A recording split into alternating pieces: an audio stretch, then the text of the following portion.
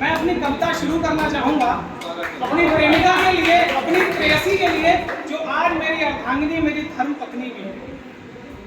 कि मैं तुम्हें ढूंढने स्वर्ग के द्वार तक, मैं तुम्हें ढूंढने स्वर्ग के द्वार तक रोज जाता रहा, रोज आता रहा। तुम गजल बन गई, गीत में ढल गई। तुम गजल बन गई, गीत में ढल गई। मंच से मैं तुम्हें गुनगुनाता रहा, मैं तुम्हें ढूंढने स्वर्ग के द्वार तक।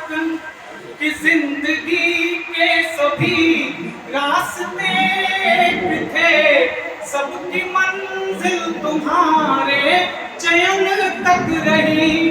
अब प्रकाशित रहे पीर के उपनिषद, मन की गोपन कथाएं नयन तक रही। मन की गोपन कथाएं नयन तक रही। तो प्राण के पृष्ठ पर प्रीति की अल्पना, प्राण के पृष्ठ पर प्रीति की अल्पना। तुम मिटाती रही, मैं बनाता रहा, मैं तुम्हें ढूंढने स्वर्ग के द्वार तक।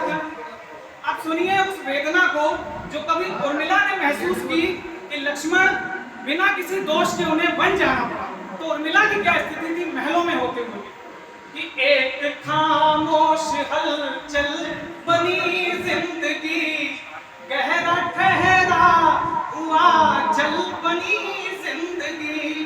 तुम बिना जैसे महलों में तीता हुआ उर्मिला का कोई पल बनी जिंदगी। दृष्टि आकाश में आस्था एक दिया, दृष्टि आकाश में आस्था एक दिया। तुम बुझाती रही, मैं जलाता रहा, मैं तुम्हें ढूंढने स्वर्ग के द्वार तक रोज जाता रहा, रोज आता रहा। तुम गजल बन गई। जब हमने व्यथा, संताप, मानसिक त्रास झेल लिया, उसके बाद कुदरत और ईश्वर भी मेहरबान होते हैं कि त्याग काफी हुआ, अब वो समय है जब आपको मिलवा दिया जाए।